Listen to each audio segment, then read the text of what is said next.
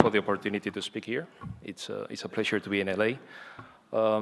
I think I've been introduced properly. I'm very jet lagged. There's a 16-hour time difference with Shanghai, so I'll do my best.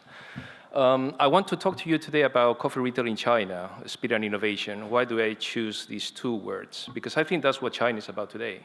And hopefully in this presentation, I'll be able to convey to you how quickly this market, this country is changing, and how it's affecting the coffee business as well. So there's two parts today, retail in China in general, and then the second one is more specifically about what Costa is doing in this very interesting and challenging market. So please don't look at the numbers. Why China is important, not only for coffee, but also for retail in general. Just look at the sheer size of the population. We're talking about 1.3 billion people. An urbanization rate that today is about 50%, so 50% of the people live in cities. If you compare that to our home country, UK, because Costa is a British company, in the UK, urbanization is about 83%. So the gap is huge. There's still so much to develop in China. And if you think about the customers, the part of those people of the population that are what we consider aspiring middle class or upper middle class is still very small. It's about 14%, as you see. And there's a projection in the coming 5 years is going to grow to 54%. These people are our target customers. They have a disposable income of about 15 to 34,000 US per year. They're 25 to 35. They're mostly female, 55% female. And why are these people our customers? I always give the same example. Think about the price of a coffee cup, of a cup of coffee, right?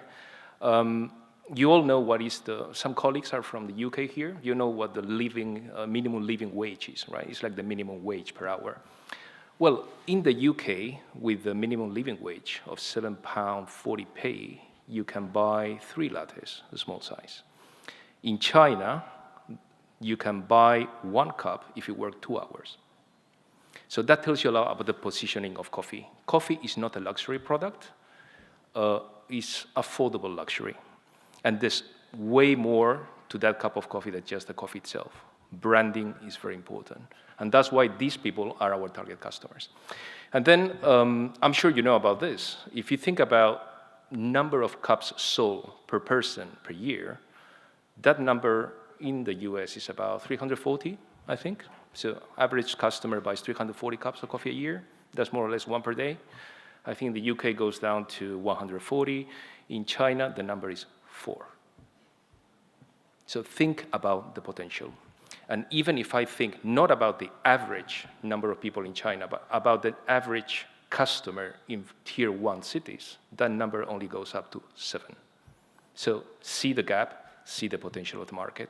So that tells you a lot about the market now. China has huge potential. It's still very early days in coffee. And when I talk about the market, I always say that I'd rather show images than say it myself, because I think it's more interesting. This is Shanghai 1988. So that was 30 years ago. And that area that you see there is what in Shanghai is known as Pudong. That's the east of the river Huangpu. For those of you that have been in Shanghai before, you know this very well. Well, 30 years later, if this works, this is how it looks like. So it's like Manhattan in Shanghai. And this is not even 2018. I mean, this is 2013 picture. That big tower on the right is actually finished now. And I think it's the 3rd tallest building in the world or something. So why do I show this? The market, the country is developing really, really quickly. The customers have evolved at the same speed. What do they care about? I want it fast. I want it by yesterday, basically. So my presentation today is not really about the whole of the retail industry, the whole of the coffee industry. I will need probably 5 hours to tell you about that. But it's more about those things that are changing the market that can be applied to a coffee business and how we're changing our way to operate in China. So the one thing that is changing the landscape of retail in China is definitely technology. And I want to tell you about the BAT. And the BAT is not Batman, I'm sorry. The BAT, for those of you that are not familiar with technology and digital in China, is the acronym for 3 companies. It's Baidu, Alibaba, and Tencent. What are these three companies? Baidu is your Google, Alibaba is your Amazon, and Tencent is like your Facebook. Can you operate Google, Amazon, Tencent, not Tencent, Facebook in China? You cannot. You're restricted. Nobody cares. They have their own. And these three companies are really changing how people live in China and how retail operates. So better than me telling you how these companies are changing the face of China, I want to show you a video that I think is self-explanatory. Shopping usually involves one of two options: go to the store or buy it online. These days, more and more people are opting for the box on their doorstep, which is putting a squeeze on traditional brick-and-mortar retail. But when online shopping can't quite deliver, you need to go to the store. The experience can be frustrating and disappointing. Online or offline, these cannot be the only options. Well, in China, a new form of retail is taking shape that's combining the best of both online and offline retail. Alibaba, the company best known for its online marketplace, is leading the way. For them, the future isn't total domination of e-commerce. Rather, it's the complete digitization of all commerce that could be the key to saving traditional retail. The company simply refers to this as new retail. It's already helping even the most traditional retail models adapt to a new digital world in unexpected, creative ways. Why not start with the supermarket? Let's face it, no one really enjoys the process of grocery shopping. But ordering online isn't perfect either. Some things you want to pick yourself, and life can't always accommodate a delivery window. Enter Hema, Alibaba's designed-from-scratch grocery store for modern times, customized the way consumers want to shop for food. The shopping experience is powered by your mobile phone. Scan and find out what you're buying. You can buy groceries, or eat in with the freshest seafood that's instantly prepared for you. And best of all, you can have your groceries and cooked seafood all delivered to you in as quickly as 30 minutes, if you're lucky enough to live within a 3-kilometer radius of Hema. That's because every Hema store doubles as a distribution center. The model is so popular in China that people are actually moving to live near Hema locations. Another traditional sales model that's getting an Alibaba new retail upgrade: buying cars, big showrooms and lots. That process was designed decades ago. It forces you to spend a lot of time going here and there, one dealer to another. Well, Alibaba is working to redesign the experience, bringing many brands of cars to the consumers to try, without the sales pressure. Behold the auto vending machine. The so-called vending machine model allows consumers to browse models on their smartphones and select the ones they want to test drive, in and out. Experience the car first, then talk to the salesperson. Even the local mom-and-pop convenience stores can get a new retail makeover. These stores, which are the lifeblood of many communities, probably haven't changed much since the mid-'80s and aren't as convenient as they need to be for today's shoppers. Meet the Huangs, the proud owners of this convenience store in Hangzhou, China. Their store used to look like this. Now it looks like this. But the real transformation is the store has gone digital. Alibaba created a special mobile app which provides the Huangs consumer analytics of their store. They can then use the app to order the items most likely to sell directly from one source and avoid having to deal with multiple distributors. This means the shop in your neighborhood is more likely to have what you are looking for. For the ultimate new retail test, let's head to the mall. Yes, the one that everyone predicts is dying. Alibaba is up for this challenge too, and has even been investing in some of China's biggest shopping malls. You buy a pair of jeans, but it's not the right fit and your size isn't in stock. No problem. This store is fitted out with a virtual shelf. Just select the one you want. Scan with your Tmall app and have it delivered to your home. No need to stand in line at the checkout. Even a pit stop to the ladies' room can be a new retail experience. While you wait, check yourself out in the magic mirror and experiment with new makeup colors. Virtually. Like what you see? Buy it from vending machines and freshen up your look. From ladies' room to makeup lounge. The possibilities for new retail are endless once you erase the lines between online and offline and reimagine it based on the way consumers actually want to shop. The key to saving traditional retail is to forget about tradition altogether. Well, I hope you found the video interesting.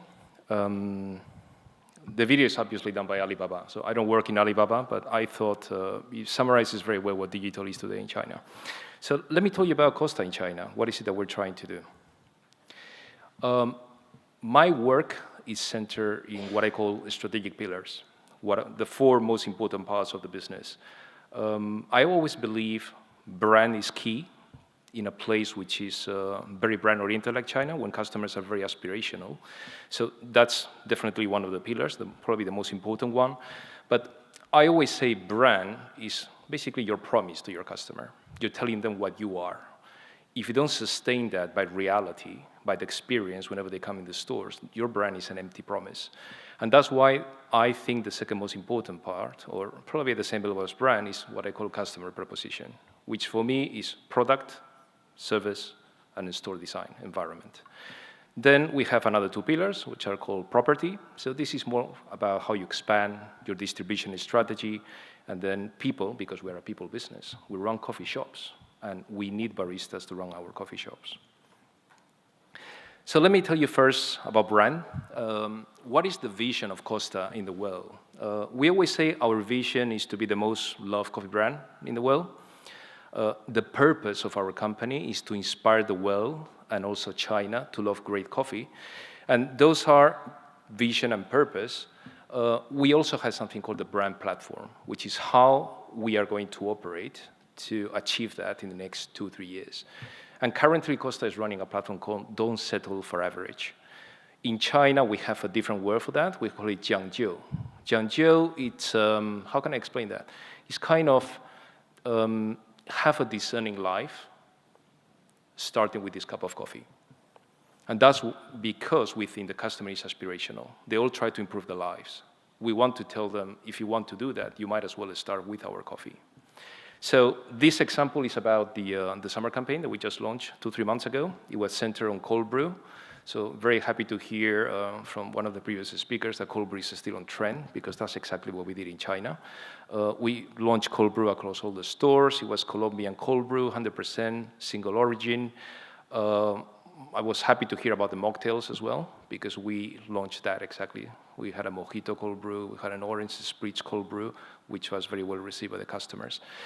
And then how do you portray your brand? I mean, you could do it through very different, many different touch points. You have in the store, obviously, through retail, digital and social. Nearly everything we do in terms of PR communication to the customers today is through digital. I mean, a little bit on PR, a little bit local store events. Mostly everything is digital, as you can understand. Co-branding, CRM, I will tell you a little bit about that later.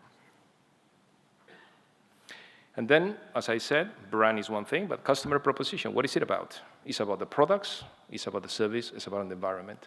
So let me tell you about the products. Nothing that you see here, you will consider as super big innovation. You guys are coffee experts. You all know cold brew, you all know nitro, pour over, siphon, and single origin. I think the challenge when you manage a brand with hundreds of stores is how do you push this to all the stores with a consistent experience. That's the challenge for us. We launched recently Panama Geisha. Imagine, one of the most expensive beans in the world. I mean, we sold it for $8 a cup. We intentionally did it in a very limited volume. So we just wanted to test if there was an appetite for this kind of coffee in China, and we sold out. And we were selling every cup for $8. So it's not cheap. You know it. I mean, it's one of the best beans in the world. The reason I said the title of the speech was Speed and Innovation is because we launched 5 of these in 1 year. So imagine the complexities of launching hand-poured coffee, single origin, nitro, siphon. It's really complicated, but this is what the Chinese customer wants. They want novelty. They want new things, and they want them by yesterday. So that's in terms of product. As you can see, we're trying to really enforce coffee credentials. That's really important to us. But every once in a while, we leave some space for some fun as well. You know, we don't take ourselves too seriously always. So that's a coffee waffle cone. So it's coffee in a ice cream cone. It was very successful. Actually, it is more complex than you will think. Just to do that latte art in that very small cone requires a lot of expertise from the barista. But this was a very well-received product by our customers. So how is technology applied to our customer proposition? So things that are very different today, and I'm happy that we heard from Nick about Yelp, because that's exactly the case in China as well. Those 2 brands, or those 2 platforms that you see there, Koubei and Dianping, they belong, each of them, one to Alibaba, the other one to Tencent, which is the biggest competitor. What are they?